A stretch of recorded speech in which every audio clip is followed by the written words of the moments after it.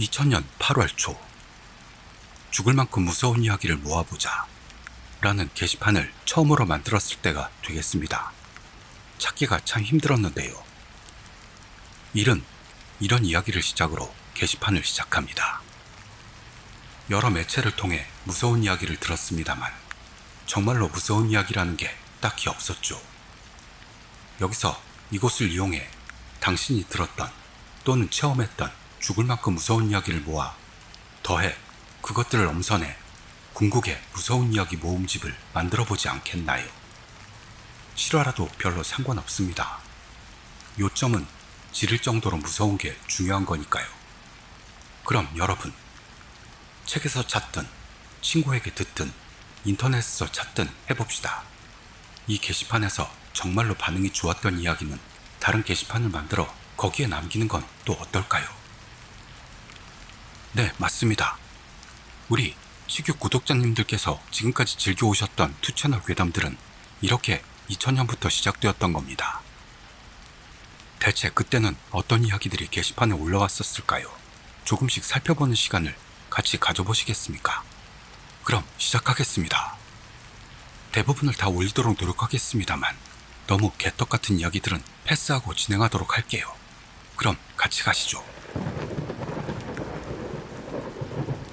어느 빌딩에서 한 직장인이 창밖을 내다보고 있었답니다. 딱 그때 그 빌딩 옥상에서 한 여성이 투신했던 겁니다. 그리고 그 직장인 눈앞으로 그 여성이 떨어져 갔던 겁니다. 그 후 그 직장인이 이렇게 말했다네요. 너 눈이 마주쳤어. 인간의 눈이란 게 가장 무서운 곳입니다. 유명한 이야기지만 하나, 커플이 산길을 드라이브하고 있었대. 문득 깨닫고 보니 눈앞에 아이가 있어 남자는 당황해 브레이크를 밟고 밖으로 나갔지만 아이의 모습은 없었어. 차 앞을 봤더니 거기는 깎아지른 듯한 절벽으로 브레이크를 밟지 않았다면 차와 같이 떨어질 뻔한 거지. 여자는 그 애 분명 우리를 도와준 좋은 귀신이었을 거야 했어. 그 직후 뒤쪽에서 떨어졌다면 좋았을걸. 하는 소리가 들렸대. 이 이야기는 이때도 이미 유명한 이야기였군요. 그게 택시기사와 여자 귀신으로 더 무섭게 만들어지기도 한 느낌입니다. 정말로 있었던 무서운 이야기에서 그 에피소드를 봤을 때 꽤 무서웠던 기억이 있습니다. 저는 꿈을 꾸고 있었습니다. 예전부터 저는 꿈을 꿀 때마다 가끔 나는 지금 꿈을 꾸고 있구나 자각하는 일이 있었습니다. 이때도 그랬어요. 저는 왠지 어두운 무인역에 홀로 있었습니다. 엄청 음산한 꿈이구나 생각했죠. 그러자 갑자기 역에서 생기 없는 남자의 목소리로 안내방송이 흘러나왔습니다. 잠시 후 전철이 도착합니다. 이 전철을 타면 당신은 무서운 일을 당할 겁니다. 하는 의미를 알 수 없는 말이었습니다. 곧바로 역으로 전철이 들어왔습니다. 그건 전철이라기보다는 놀이공원에서 자주 보던 것으로 원숭이 열차 같은 것이었습니다. 우리나라에선 코끼리 열차 같은 걸까요? 거기엔 안색이 좋지 않은 남녀 몇 명이 일렬로 앉아 있었습니다. 저는 아무래도 이상한 꿈이다 생각하면서도 내 꿈이 얼마나 나한테 공포심을 끼칠까 시험해보고 싶어져 그 전철에 타기로 했습니다. 정말 무서워서 견디지 못하게 된다면 눈을 뜨면 되지 생각했기 때문이죠. 저는 제가 꿈을 꾸고 있다고 자각할 때에 한해 자유롭게 꿈에서 깨어날 수 있었어요. 저는 열차 뒤에서 세 번째 자리에 앉았습니다. 주변으로는 미지근한 공기가 흐르고 있었고 정말 꿈인가 의심될 정도로 사실적인 현장감이 있었습니다. 출발합니다 하는 안내방송이 흐르고 열차는 움직이기 시작했습니다. 이제부터 무슨 일이 벌어질 것인가? 저는 불안과 기대로 두근두근하고 있었죠. 열차는 홈을 출발하고 바로 터널로 들어갔습니다. 보라색 같은 불빛이 터널 안을 이상하게 비추고 있었어요. 저는 생각했습니다. 이 터널 풍경은 어릴 때 놀이공원에서 탔던 유령열차 풍경이다. 이 열차도 원숭이 열차니 결국 과거의 내 기억에 있는 영상을 가지고 왔을 뿐으로 하나도 안 무섭네. 그때 다시 안내방송이 흘러나왔습니다. 다음은 화로회뜨기, 화로회뜨기입니다. 화로회뜨기? 생선에? 같은 생각을 하고 있는데 갑자기 뒤쪽에서 무시무시한 비명이 들려왔습니다. 뒤를 돌아보자 열차 제일 뒤에 앉아있던 남자 주위로 누더기를 걸친 4명의 난쟁이가 몰려 있었습니다. 자세히 봤더니 남자는 칼로 몸이 찢겨 정말 화로회처럼 되어 있었습니다. 강렬한 냄새가 주위를 맴돌았고 귀가 아플 정도의 큰 소리로 남자는 계속 비명을 질렀습니다. 남자의 몸에서 내장이 삐져나와 피투성이 장기가 흩어져 나왔습니다. 제 바로 뒷자리에는 머리가 길고 안색이 나쁜 여자가 앉아 있었는데요. 그 여자는 자기 바로 뒤에서 난리가 났는데도 가만히 앞을 향한 채 신경도 쓰지 않는 모습이었어요. 저는 이 상상을 뛰어넘는 전개에 놀라 정말 이게 꿈 맞나 생각하기 시작.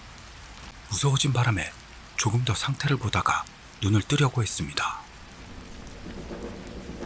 깨닫고 보니 제일 뒷자리의 남자는 사라졌습니다. 하지만 검붉은 피와 고깃덩어리 같은 건 남아있었죠. 뒷자리의 여자는 여전히 무표정인 채로 한 곳만 바라보고 있었습니다. 다음은 도려내기, 도려내기입니다. 하는 안내방송이 흘렀습니다. 그러자 이번에는 난쟁이 둘이 나타나 숟가락 같은 것으로 제 뒤 여자의 눈을 꿀쩍꿀쩍 도려내기 시작했습니다. 방금까지 무표정으로 있던 여자의 얼굴은 고통으로 엄청난 형상으로 바뀌었고 제 바로 뒤에서 고막이 찢어질 정도의 큰 소리로 비명을 질렀습니다. 눈에서 눈알이 튀어나오고 있습니다. 피와 땀내가 멈추질 않습니다.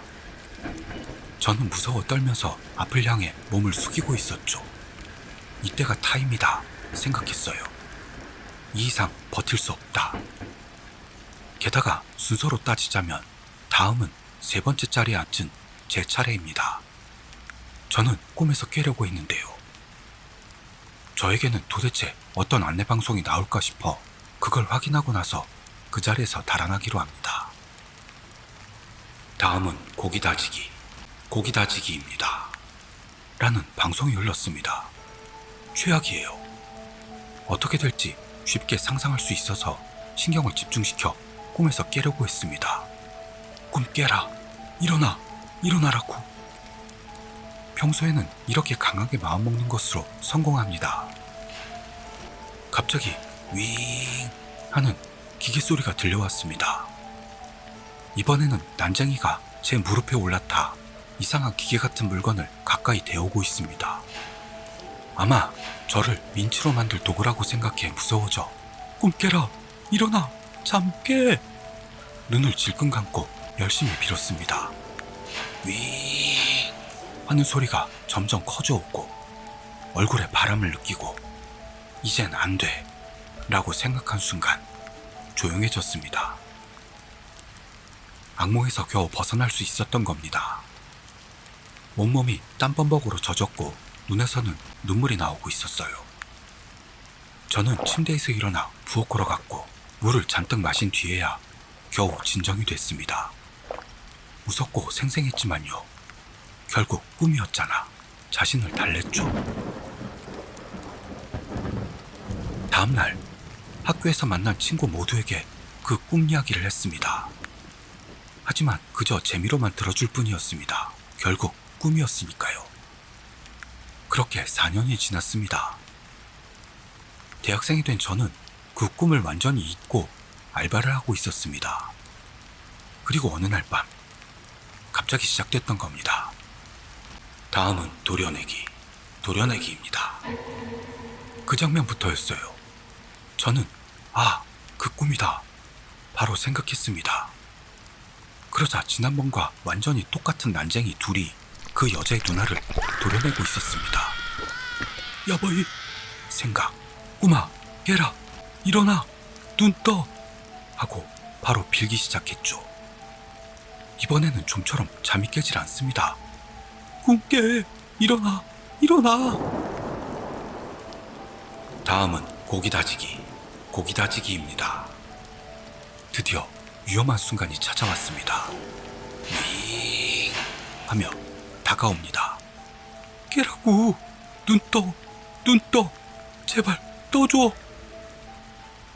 문득 조용해졌습니다. 아무래도 겨우 빠져나온 거라 생각해 눈을 뜨려던 그때 또 도망가는 겁니까? 다음 왔을 땐 끝입니다. 하는 그 안내방송의 목소리가 똑똑히 들렸습니다. 눈을 떴더니 역시 꿈에선 완전히 깨어 있었고 제 방에 있었습니다. 마지막으로 들었던 안내방송은 절대로 꿈이 아니었습니다. 현실 세계에서 분명히 들었습니다. 제가 대체 뭘 했다는 걸까요? 그리고 지금까지 그 꿈은 꾸지 않고 있는데요. 다시 꾸게 되면 필경 심장마비나 뭔가로 죽을 거라 각오하고 있습니다. 이쪽 세상에서는 심장마비이지만 저쪽 세상에서는 다진 고기겠죠. 와, 이게 죽을 만큼 무서운 이야기를 모아보자 첫 게시판에 올라왔던 이야기였군요. 놀랍습니다. 사실 전 꿈이나 가위 이야기는 별로 안 좋아하는데 다시 본 원숭이 열차 꿈은 꽤 무섭네요. 공포에 면역된 우리 구독자님들도 오늘 밤은 조심하셔야 할 듯. TV에서 아이돌? 인가가 체험담으로 했던 이야기. 벌써 몇 년도 더 전입니다만 그녀는 스토커 같은 남자에게 쫓기는 꿈을 꿨습니다. 도망치면서 소리 지르며 도움을 요청했지만 머지않아 붙잡혀 난도질을. 자기의 엄청난 비명에 잠이 깼습니다. 어느 날 그녀는 근방 공원 옆을 걷고 있었습니다. 그러는데 무려 꿈에서 봤던 남자랑 똑같은 남자가 저쪽에서 다가오고 있는 게 아니겠습니까? 공포에 질린 나머지 그녀는 전화부스로 뛰어들어가 친구에게 전화를 걸었습니다. 남자는 그냥 지나갔어요. 안도로 가슴을 쓸어내리며 다시 걷기 시작하는 그녀. 그러자 또 저쪽에서 그 남자가 오고 있는 겁니다. 심장은 터질 것 마냥 쿵덕대고 겨드랑이도 손바닥도 식은땀으로 흥건히 젖습니다. 하지만 이번에는 도망칠 곳이 없습니다. 그녀는 남자의 옆을 지나갔습니다. 남자는 그대로 지나치면서 중얼댔습니다. 꿈하고 얘기가 틀리잖아. 비 오는 날 사거리 교차로에서 신호대기. 길 건너편에 온몸이 뿌연 그림자 같은 곳에 둘러싸인 남자가 서 있었다. 있는 듯 없는 듯한 느낌이라 나는 우산으로 얼굴을 가리고 지나치려는데 그 사람이 쓱 다가와 스쳐 지나가면서 잘도 알았네. 작은 목소리로 던지고 지나쳐갔어. 지릴 정도로 무서웠습니다. 진짜로. 들어본 적 있을 것 같지만 어느 여대생 둘이 미팅으로 4명이 한잔하다가 그 후 남자들과는 헤어져 집으로 돌아갔어. 여대생 둘은 A코와 B코로 할게. 취해서 B코는 A코의 아파트에서 자기로 하고 같이 돌아갔어. A코 집에 도착해 B코가 침대에 걸터 앉았어. B코는 생각났다는 듯 A코에게 살 게 있으니까 편의점에 가자 했지. A코는 안 간다고 했는데 B코가 너무 끈질기게 매달리는 거야. 문을 잠그고 밖으로 나오자마자 B코는 경찰에 연락했어. 무려 A코 방 침대 밑 틈에 손도끼를 든 남자가 있었대. B코는 창문 너머에 비치는 남자를 깨닫고 거기서 소리를 냈다간 필히 죽임을 당할 거라는 생각에 재치있게 편의점에 가자고 한 거야. 그 남자는 근처에 있는 정신병원에서 빠져나온 환자였던 듯. 이런 이야기야. 정말로 있던 이야기라는데 어때? 거짓말인 것 같기도 하고. 역시 이것도 투채널의 고향이었군요. 복붙인데 이 이야기는 실제로 친구가 겪었던 이야기로 그 장소는 결국 알려주지 않았습니다. 실제로 사람 둘이 죽었고 친구도 경찰에 끈질기게 신문을 받았다고 하네요. 이건 제가 대학 때 친구한테 들은 이야기인데요. 친구가 알바하는 곳에 지인 6명과 어느 날 주고쿠 지방 모현, 모처의 현수교로 드라이브를 갔을 때의 이야기입니다. 그날 그들은 차 2대로 나뉘어 출발했다고 합니다. 친구는 뒷차의 운전을 맡았습니다. 앞차에는 알바 쪽 점장과 그들 안에서 공인된, 그리고 부모님들도 공인한 커플, 이렇게 3명. 뒷차에는 나머지 4이 타고 친구가 운전했다는 거죠. 아침부터 출발했는데도 중간에 여러 곳을 들른 탓에 목적지인 현수교에 도착했을 때는 완전히 해가 져 어두컴컴했다고 합니다. 산속의 깊은 계곡에 걸린 현수교. 현수교에 다가가니 가랑비가 흩날렸는데요. 맑았다면 거기에 차를 세우고 걸어서 건넌 뒤 돌아올 예정이었습니다. 현수교 저편은 당시부터 막다른 곳이었고 이 다리는 관광객용으로 남겨놓은 것이랍니다. 그렇게 광장까지 오자 앞차가 급정지를 했답니다. 10m 정도 뒤에서 2번째 차에 타고 있던 넷은 왜 점장이 차를 세웠는지 모르고 잠시 굳어 있었다고 합니다. 그러나 전혀 움직일 기미도 보이지 않아 친구가 왜 그러나 보러 가려고 문을 열려던 순간 앞차에 앉아있던 커플이 차에서 뛰어나왔다고 합니다. 친구도 놀라 차에서 내려 무슨 일이야? 소리치며 다가가려던 그때 둘은 손을 맞잡고 엄청난 기세로 달리기 시작. 그대로 광장 끝 가드레일을 넘어서 계곡으로 몸을 던져버린 것입니다. 친구 일행은 놀라서 가드레일까지 달려가 계곡 아래를 봤습니다만 안개로 아무것도 보이지 않았다네요. 망연자실하던 넷도 제정신을 차리고 앞차 점장 상황을 보러 차로 돌아갔습니다. 점장은 운전석에서 운전대를 쥔 손이 하얘질 정도로 꽉 잡고 작은 소리로 중얼중얼 가면 안 돼, 가면 안 돼, 가면 안 돼, 가면 안 돼, 가면 안 돼 하고 있었다고 합니다. 일단 일행은 경찰에 신고했습니다. 경찰이 바로 왔고 완전히 정신이 나간 점장은 구급차에 실려갔답니다. 그 후 둘은 당연히도 시체가 되어 발견되었습니다. 일행은 경찰에게 끈질기게 신문을 받았는데요. 결국 동반 자살이라는 형태로 끝났다고 합니다. 그 후 점장 문병을 간 친구는 점장에게 그때 뭔 일이 있었는지를 물어봅니다. 점장 말로는 그때 갑자기 차 앞에 고풍스러운 기모노를 입은 여인이 안개 속에서 나타났다고 합니다. 위험하다고 생각해 급브레이크를 밟고 차를 세우자 마치 사극이나 옛날 드라마에 나오는 것 같은 차림을 한 단발머리의 여자애가 왠지 웃고 있었다고요. 이런 곳에? 생각하기보다 먼저 섬뜩함을 느껴 도망칠까 생각한 순간 차 주위를 같은 모습의 어린애들이 둘러싸고 있는 걸 깨달았습니다. 우와! 야바이! 생각한 점장은 서둘러 불경을 외우기 시작했다네요. 차를 둘러싼 애들은 그대로 손을 잡고 노래를 부르기 시작했습니다. 카고메 카고메 카고메노 나카노 토리와. 그때 점장 머릿속에 아이들의 목소리가 이리와 이리와 이리와 하고 울려 퍼졌다고 합니다. 점장은 가면 안 돼, 가면 안 돼, 가면 안 돼, 가면 안 돼, 가면 안 돼 운전대를 움켜잡고 계속 불경을 외웠다고요. 그때 뒷좌석의 둘이 갑자기 차에서 내리더니 아이들과 손을 맞잡고 같이 달리기 시작했다고 합니다. 가드레일 너머로 낭떠러지를 향해서요. 이런 이야기 경찰에 믿어줄 리가 없지. 나도 그게 정말이었는지 자신이 없어. 점장은 마지막으로 친구에게 말했다고 합니다. 그 이야기를 같이 듣던 다른 친구가 잘 만든 이야기네요. 한마디 하자. 진짜야. 땡땡과 XX는 그래서 준 거야. 라고 했습니다. 저도 진짜라고 생각합니다. 은근히 무섭네. 진짜 장난 아니다. 그렇게 무섭지는 않지만 들어주세요. 제가 아직 4, 5세 무렵의 이야기입니다. 당시 집에는 욕조가 없어서 엄마와 같이 공중 목욕탕에 자주 댕기고 있었습니다. 아직 어려서 저는 엄마와 여탕에 들어가고 있었죠.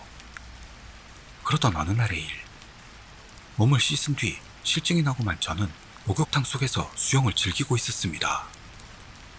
지금까지 몰랐었는데요. 목욕탕 옆이 계단식으로 되어 문이 붙어 있네요.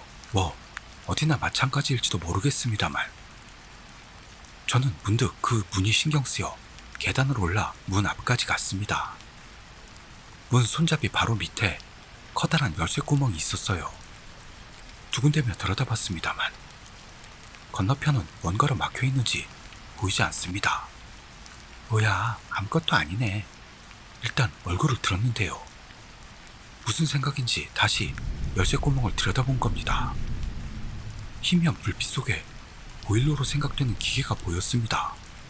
우와, 엄청나. 저는 열중해서 들여다보고 있었어요. 문 너머의 기적? 아니면 뭔가가 알려주었던 건지 저는 갑자기 눈을 떼고 몸을 뒤로 뺐던 겁니다. 그리고 다음 순간 열쇠 구멍에서 마이너스 드라이버 끝이 미친 듯이 나왔다 들어갔다 하고 있었습니다. 저는 숨을 삼키면서 그곳을 떠났고 너무 무서워서 엄마에게조차 말할 수가 없었습니다. 처음엔 무서웠는데 보일러실에서 여탕을 몰래 보고 있던 놈이 들킨 줄 알고 조급하게 반격한 거 아니야? 그래도 재밌다. 마이너스 드라이버라는 게 괜찮았어. 이것도 너무 자주 들었던 이야기. 그날 밤은 세찬 비가 내리고 있었다. 현장에 도착.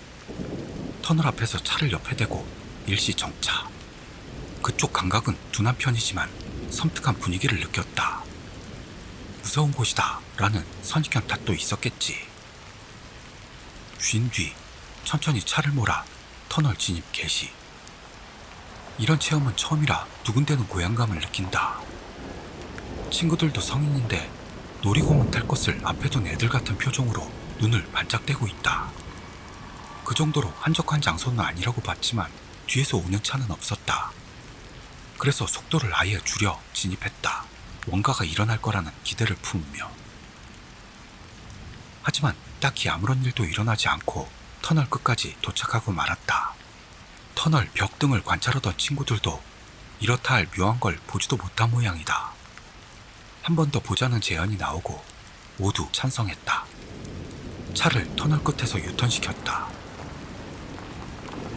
이번에도 아무 일도 없었다. 불만인지 한가함 때문인지 몇 번이나 왕복해보자 하게 되었다. 빗줄기가 점점 세졌는지 빗방울이 차를 때리는 소리가 점점 시끄러워졌다. 3, 4회 정도 왕복했을까? 친구 중 하나가 야, 이제 돌아가자 하는 말을 꺼냈다. 아무 일도 안 일어나니 실증이 났겠다 싶었다. 하지만 뭔가 목소리 상태가 이상했다. 터널 출구가 보일 즈음 일단 차를 세우고 뒤를 돌아봤다. 돌아가자고 했던 친구는 어깨를 움츠리고 추위에 떠는 듯한 모습을 하고 있다. 다른 하나는 그 모습을 보고 멀뚱거리고 있다. 야, 왜 그래? 뭘 봤어? 물었지만 됐으니까 일단 여길 나가자 한다. 뭔가를 본 건가? 기대와 불안으로 두근거림이 심해져 온다. 빗줄기는 한층 더 심해지고 본넷을 두드리는 소리가 귀청을 때리는 느낌이다. 어쨌든 일단 여기를 나가 어딘가 안정을 취할 곳을 찾아보기로 했다. 국도역 패밀리 레스토랑에 들어가 일단 한숨을 놓는다. 여름도 가까운 계절이지만 얼어붙은 듯 떨던 친구도 이제야 안정을 찾은 것 같다. 야, 이제 괜찮냐? 뭘 봤어? 못 들었냐? 그거? 친구는 의아한 얼굴로 우리를 본다. 괴음? 아니면 목소리? 그렇지만 나는 짐작이 가지 않았다. 다른 한 친구도 뭐가 뭔지 모르는 표정을 하고 있다. 딱히 아무것도, 뭐 운전도 했고 빗소리도 시끄러웠고. 들었네! 갑자기 소리 지르는 친구. 놀랐다.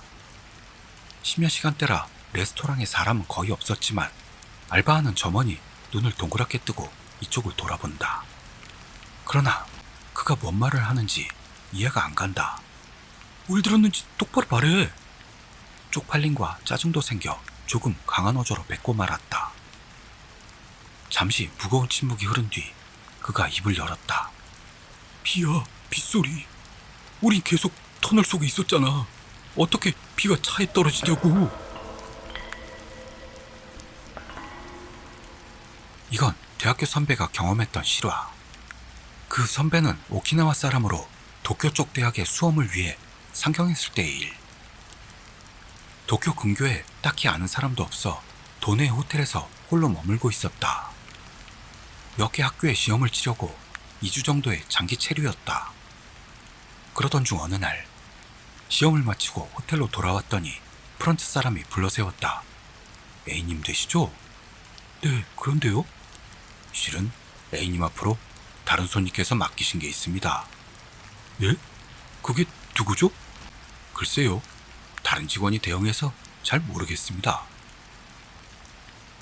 선배는 상황이 이해되지 않았다. 왜냐하면 본가 부모님 말고는 그가 이 호텔에 숙박하는 건 아무도 모르기 때문이다. 사람 착각하신 건 아닐까요? 아니요, 손님은 A님이시잖아요. 그럼 틀림없습니다. 분명 A님 앞으로 맡겨두신 겁니다. A라는 성에 다른 사람은 없을까요?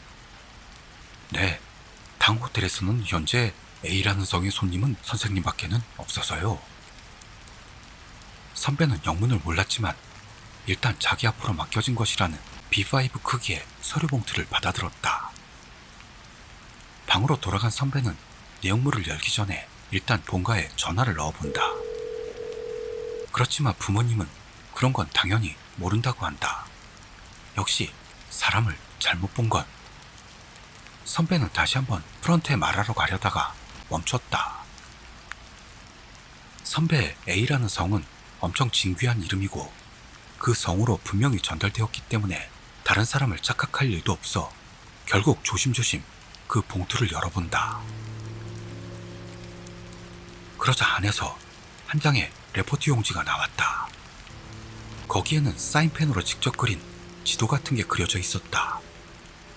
길을 순서대로 따라가다 보면 어느 길 옆에 사선으로 그어진 장소가 있고 거기에 화살표가 그려져 그 옆에 여기라고 작게 적혀 있다. 봉투를 다시 한번 들여다보자 안에는 무슨 집 열쇠 같은 게 같이 동봉되어 있다. 선배는 이젠 완전히 영문을 모르게 된다. 동시에 엄청나게 무서워져 그 봉투에다 내용물을 돌려넣고 억지로 프런트에 반납했다. 물론 그 지도에 있는 장소에 가볼 마음은 전혀 안 든다. 다행히 시험 볼 대학교는 다음 날 한 곳뿐이었으나 그 일이 머리에서 떠나질 않아 시험에 전혀 집중할 수 없었다고 한다. 선배는 그 시험을 마치고 원래라면 모든 시험을 마친 휴가로 도쿄 구경을 하기 위해 몇 박을 더 머무를 예정이었지만 그걸 취소하고 도망치듯 오키나와로 돌아갔다. 이상입니다. 실화인 만큼 이 이상의 내용은 없습니다. 하지만 그 선배는 아직도 그 일이 전혀 모를 수수께끼 끼이고 떠올리는 것만으로도 무서워진다고 합니다. 정말로 있었던 무서운 이야기, 게시판에서 살짝 뿌려온 이야기. 벌써 한참 전의 이야기라 미안합니다. 10년 정도 전 우린 서로가 본가에 살아서 주말에는 남친과 고호쿠에 있는 러브호텔에서 묵었습니다.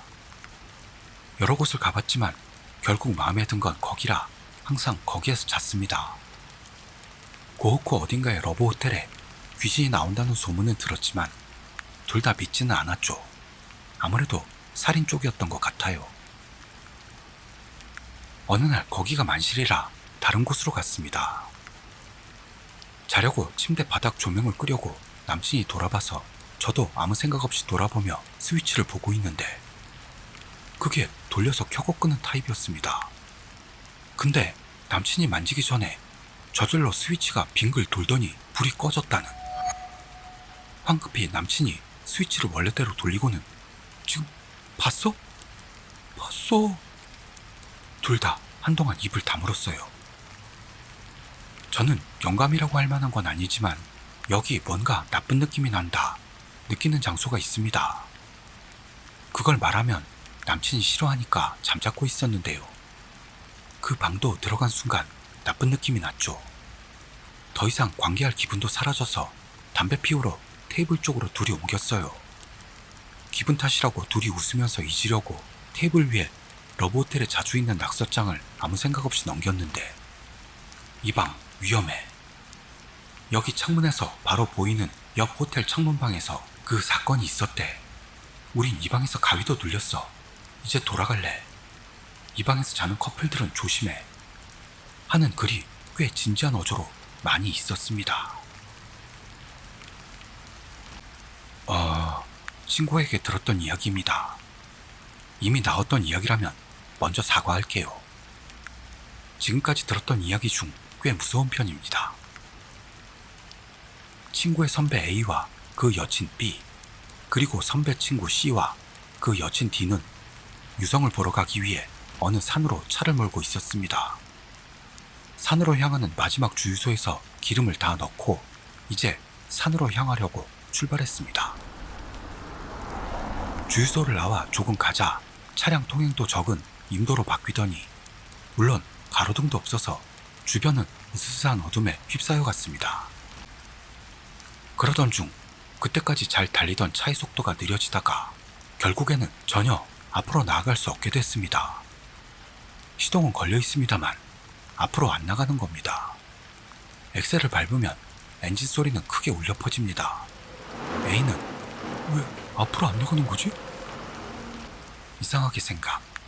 일단 후진해 봤습니다. 그러자 차는 마치 아무 이상도 없는 것처럼 후진합니다. A는 이상하게 생각하면서도 다시 한번 앞으로 나아가려고 했습니다. 하지만 역시 앞으로는 나아가질 않는 겁니다. A와 C는 고정이라도 났나? 하며 얼굴을 마주 봤습니다. 거기서 둘은 차에서 내려 어떤지 보기 위해 차 앞쪽으로 돌아갔습니다. 거기 가서 둘이 봤던 건 무려 엄청난 수의 손자국이었습니다. 손자국은 전조등에 어른손의 크기, 아이손 크기까지 수도 없이 달라붙어 있었습니다. 그걸 본 A와 C는 극심한 공포로 황급히 차로 뛰어들어 무슨 일이냐고 묻는 여친들에게는 입을 꾹 닫고 후진으로 지금 왔던 길을 필사적으로 돌아갔습니다. 한동안을 달려 마지막으로 기름을 넣은 주유소로 돌아와 거기서 조심조심 차에서 내려 전조등을 확인했습니다. 그러자 아까의 손자국들은 분명히 착각이 아니라는 걸 확인하고 거기에 얼어붙고 말았던 겁니다. 게다가 손자국들은 전조등에 그치지 않고 본넷 전역에 걸쳐 빽빽하게 붙어 있었습니다. 주유소 직원에게 그 일을 얘기했더니 점원도 이 근처에 그런 귀신 이야기 같은 건 들은 적이 없다고 말합니다. 일단 섬뜩하니 그날은 얌전히 집으로 돌아갔다네요. 그리고 다음날 TV에서 일본 항공기 추락 소식이 나오고 있었습니다. 그렇습니다. 넷은 바로 일본 항공기 추락 현장을 향하고 있었던 겁니다. 그리고 그 손자국들은 사고로 죽은 분들이 자기들의 처참한 모습을 보이고 싶지 않아 차를 못 가게 막고 있었던 겁니다. 그렇다고 합니다. 이 이야기는 어땠어요? 어느 날 밤 일이었습니다. 회사원인 A씨는 잔업으로 늦어져 택시를 잡았습니다. 택시 안에서는 기사님과 여러 이야기를 신나게 나눴습니다. 그리고 택시는 산속 어두운 길을 지나갔습니다. 옆은 울창한 숲으로 변해 있었고 다른 차는 보이지도 않았습니다. 그때 택시기사님은 사람이 변한 듯 어두운 얼굴을 하더니 이렇게 말했습니다. 있잖아요. 여기서는 절대 차창을 보면 안 됩니다. 절대요. A씨는 확 변한 기사님에 놀라 네 라고 밖에는 말할 수 없었습니다. 택시는 계속해서 수속을 달립니다. 그러나 이상하다고 생각된 A씨는 이렇게 묻죠. 왜 보면 안 되는 거죠? 하지만 기사님은 반응도 없고 아무 말도 안 합니다. A씨는 점점 무서워졌습니다. 그때였어요. 보지 말라고 했던 차창 쪽에서 하는 소리가 들렸습니다. 뭐지? 생각해 A씨는 차창을 보고 말았습니다. 그러자 창문에 분노의 표정을 떠올린 남자의 형상이 나타나 A씨 얼굴을 보더니 이렇게 말했답니다. 이놈은 아니야. 거기서부터 A씨의 기억은 없다고 합니다. 몇 년 전 그 산길에서 뺑소니 사고가 있었고 남자분이 죽고 범인은 잡히지 않았다네요. 그리고 남자분은 매일 밤 그곳을 지나는 차를 조사, 자기를 친 범인을 찾고 있다고 합니다. 몇 명이 모여 무서운 이야기를 할 때 그중 하나가 말을 꺼냈습니다. 지금부터 말하는 방법으로 자기에게 영감이 있는지 어떤지를 알 수 있대. 우선 머릿속에서 자기 집, 자기 방에 있다는 이미지를 떠올려. 그리고 거기에서 순서대로 방을 전부 들여다보며 돌아다녀. 그러다 중간에 만약 어딘가의 방에서 자기 이외에 누군가를 만난다면 영감이 강해서 보일 때는 보이게 된대. 그때 그 이야기를 들으면서 모두가 실험해봤다는데요. 아무도 만났다는 사람은 없었답니다. 하지만 다음날 그 안에 있던 한 명이 이렇게 털어놨습니다. 실은 나 그 이야기를 시험했을 때 만났어. 방에 들어갔더니 본 적도 없는 남자가 거기에 쭈그리고 앉아 나를 노려보고 있었어. 그때는 살짝 놀랐을 뿐이었지만 그날 집으로 돌아가 그 방에 가봤더니 그 남자가 같은 자리에 들어앉아 나를 노려보고 있었어. 치바 온주쿠의 심령스팟 알고 있나요? 터널을 빠져나가서 바로 터널을 내려가는 곳을요. 아는 사람은 알 거라 봅니다만 거기는 진짜로 위험합니다. 당시 우리는 재미삼아 그곳에 갔습니다. TV에서도 거기 특집이 방영돼 유명했어요. 8mm 비디오를 한 손에 들고 친구 6명이 그 터널로 들어갔던 겁니다. 20m 정도 내려가니 거기는 작은 해안으로 변하고 주변에서는 보이지 않았습니다. 거기를 목표로 내려가는 사람이 있겠죠. 하지만 터널을 빠져나가면 거기는 절벽. 매년 발을 헛디뎌 약 20m 밑으로 떨어져 사망하는 사람이. 그 해안에 무사히 도착한 우리는 서둘러 그 자리를 떠나자 하는 말들이 나왔습니다. 기분 나쁜 느낌이 감돌고 있었기 때문입니다. 모두 있던 곳으로 돌아와 비디오를 봤더니 찍혀있던 겁니다. 정확히요. 절벽 밑에서 구명조끼를 입은 사람이 올라와 카메라를 통과해가는 모습이. 그건 터널 위에서 절벽 밑에 출구 부분을 찍은 겁니다. 그건 지금도 남아있습니다만 무서워서 못 보겠어요. 거기 가는 것만은 그만두는 쪽이 좋다고 봅니다. 친구가 겪은 이야기입니다. 그는 거의, 아니 전혀라고 해도 좋을 정도로 영감이 없는 것 같습니다만 대학에 들어가 자취하기 시작하면서부터 갑자기 빈번하게 가위에 눌리게 됐다고 합니다. 그것뿐만이 아니고 잘못 걸린 전화가 이상할 정도로 많습니다. 할머니 목소리로 부재중 전화가 몇 번이나 들어오거나 어떤 때는 아버지가 돌아가셨습니다 하는 잘못 걸린 부재중 전화가 들어오거나 해서 놀랐다고 하네요. 어느 날 침대에서 선잠이 들었을 때 베란다를 누군가 뛰어가는 걸 본 친구는 바로 야! 뭐야! 소리쳤습니다. 그러자 그 소리에 짜증이 났는지 남자가 베란다에서 집 안으로 들어왔습니다. 처음엔 그놈이 혼자라 생각해 세게 나갔던 겁니다만 베란다에 있던 건 혼자가 아니었던 겁니다. 점점 들어오더니 최종적으로 대여섯 명이 침대 주위를 둘러쌌습니다. 그렇게 친구는 무서워서 못 움직이는 건지 몸이 움직일 수 없게 되었습니다. 움직이지 않는 몸으로 그는 잘못했어요. 잘못했습니다. 를 반복했습니다. 그러자 그놈들은 집을 나가서 갔다고 하네요. 친구는 베란다로 나가보았습니다. 그의 집은 5층입니다만 옆집 베란다와의 사이에는 비상탈출용 벽이 있어 그걸 부수지 않는 이상 베란다 사이를 왕복하는 건 불가능합니다. 그리고 그 벽은 부서져 있지 않았습니다. 친구는 아, 꿈이구나 이해했죠. 그리고 그 꿈을 잊어버렸을 무렵 친구의 친구와 그 집에서 한잔하고 있었습니다. 거나하게 취했을 무렵 갑자기 친구의 친구가 야 임마! 소리치며 베란다로 나가려고 했습니다. 친구는 왜 그래? 물었죠. 친구의 친구 말로는 지금 남자들이 베란다를 지나 달려갔다고요. 그때 친구는 생각이 났습니다. 비슷한 체험을 한 걸요. 그리고 그 이야기는 꿈이라고 생각해 아무에게도 말하지 않았다는 걸요. 젊은 남자가 여행 중이었습니다. 그날은 해가 저물 때까지 묵을 곳이 있는 마을까지 도착할 예정이었습니다만 남자는 길을 잘못 들어 인적 없는 산속으로 들어가고 맙니다. 남자는 어쩔 수 없이 노숙을 각오했습니다. 그런 남자 앞에 농사일을 마치고 돌아가는 듯한 노파가 나타나 말을 걸어왔습니다. 괜찮다면 우리 집에 머물지 않겠어요? 손녀에게 식사 준비라도 시킬 테니까. 피로에 지친 남자는 손녀라는 말에 살짝 끌린 것도 있어 노파의 집에서 머무르기로 했던 겁니다. 정년기의 손녀는 청초한 분위기에 엄청난 미인이었습니다. 식사 후 침실로 돌아가려는 남자에게 손녀는 몰래 편지를 건네주었습니다. 그 편지에는 11시가 되면 별채 헛간으로 혼자 와주세요 라고 적혀 있습니다. 약속 시간이 돼 남자는 기대에 부풀어 서둘러 헛간으로 갔습니다. 헛간에는 강한 향이 피워져 있는 듯 달콤한 향기가 가득 메워져 있습니다. 부끄러우니까 불은 켜지 마세요.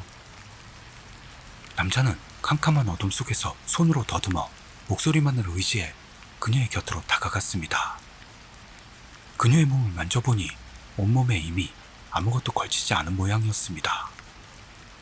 예상외로 적극적인 그녀의 유혹에 남자는 환희에 빠져 빠르게 이를 치르기 시작했습니다. 저녁 먹을 때 봤던 그 청초한 분위기와는 다르게 놀라울 정도로 감도가 좋고 그 피부는 전신이 끈적끈적 젖어 있었습니다. 얼굴 표정은 보이지 않아도 그녀의 반응에 완전히 만족한 남자는 몇 번이고 손녀를 안았던 겁니다.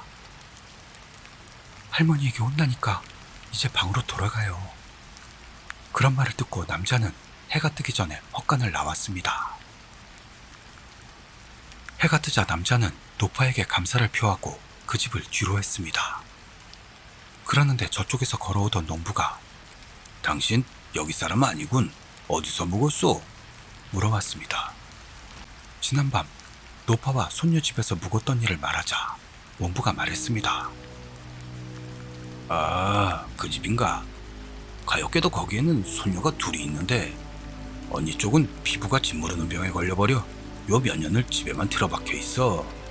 아무래도 온몸, 머리부터 발끝까지 고름투성이라던데 라는 말을 남기고 떠났습니다.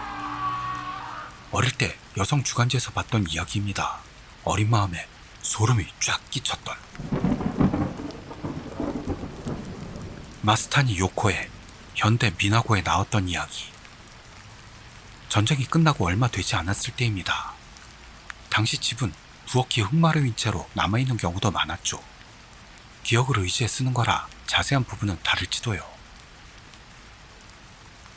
택시기사의 부인이 5살이 막 된 아이를 남겨놓고 죽었다. 아빠는 일 때문에 밖에 나가 있는 시간이 길어 그동안 옆집에 아이를 맡겼지만 한밤중에도 돌아오질 못할 때가 많으니 친절하게 보살펴주던 이웃도 질려서 아이를 혼자 집으로 돌려보내는 적도 많았다.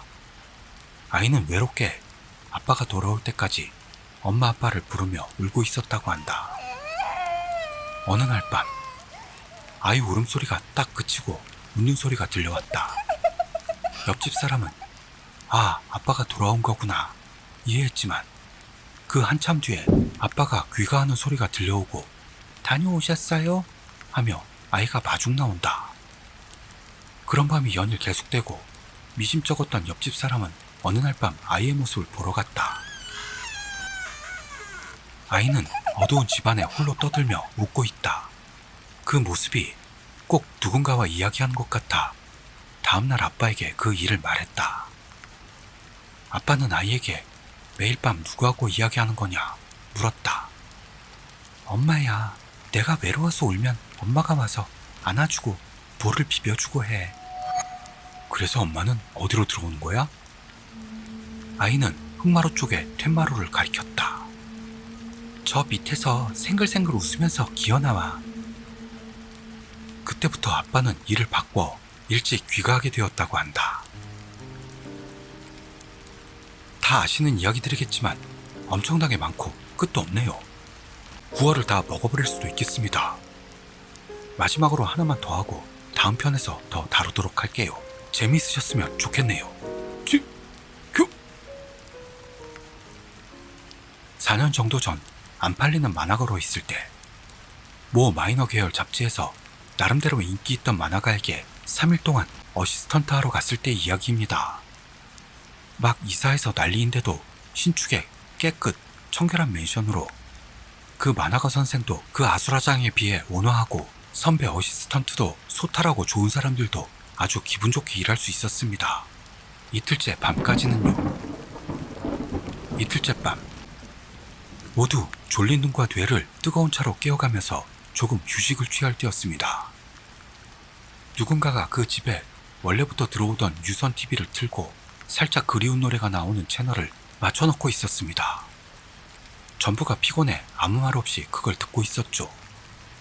그러자 소리가 커지거나 잡음이 섞여 작아지거나 오히려 신경 쓰여서 일이 안 되네 라며 만화가 선생이 끌어 일어나려던 순간 테스트. 라는 유창하고 또렷한 아이 목소리가 났던 겁니다. 모두가 놀라서 만화가 선생 쪽을 봤는데요. 선생은 머리를 흔들고 있을 뿐. 들렸지? 누군가 말하자. 혼선된 거 아니야? 누군가가 대답. 선생은 유선 방송을 껐고 모두 일을 시작했습니다. 그렇게 긴장이 계속되던 가운데 1시간 정도 작업을 이어나가고 있는데 이번에는 천장 쪽에서 테스트. 하며 아까와 같은 목소리가 나더니 계속해서 옆에 앉아있는 선배 어씨 뒤쪽 벽, 테스트. 제 발 쪽에서도 같은 목소리가. 테스트. 그런데도 손을 놓지 않던 우리 어씨들은 떨리는 손을 억지로 버티며 비명 지르고 싶은 걸 참아가며 일을 했습니다. 잠시 틈이 벌어졌고 다시 그 목소리가 들렸습니다. 테스트. 그것과 동시에 선생이 비명을 지르며 펄쩍 뛰었어요. 어깨에 달라붙었어! 선생은 열심히 등에 붙은 걸 떼어내려고 했지만 그러는 중에도요. 테스트. 라는 발음 좋은 아이의 목소리가 선생 쪽에서 진짜로 테스트. 몇 번이나 들려왔습니다. 테스트. 태어나서 처음으로 그런 걸 본 저는 부끄럽게도 기절하고만 모양으로 그 후의 소동은 기억나지 않습니다. 눈이 떠졌을 때 다른 어시들은 아무 일도 없었다는 듯 전화 대응을 하거나 아침을 만들거나 하고 있었는데요. 선생은 침실에서 나오지 않았습니다. 참고로 제 일당은 제대로 받았습니다. 다만 그 선생은 그 호해낼 원고를 마감 못했을 뿐만 아니라 그대로 연재도 휴재 그리고 중단되어 최근에는 볼 수도 없게 되었습니다. 사라진 만화가 라는 사이트에서 가끔 볼 수 있는 사람인데요. 부디 누군지는 캐지 말아주세요. 이게 최근 몇 년 사이 제일 찜찜한 이야기였습니다. 이렇게 밝힘으로 어느 정도 정화된 기분이 드네요. 그 선생도 어시분들 모두도 무사히 잘 지내시길.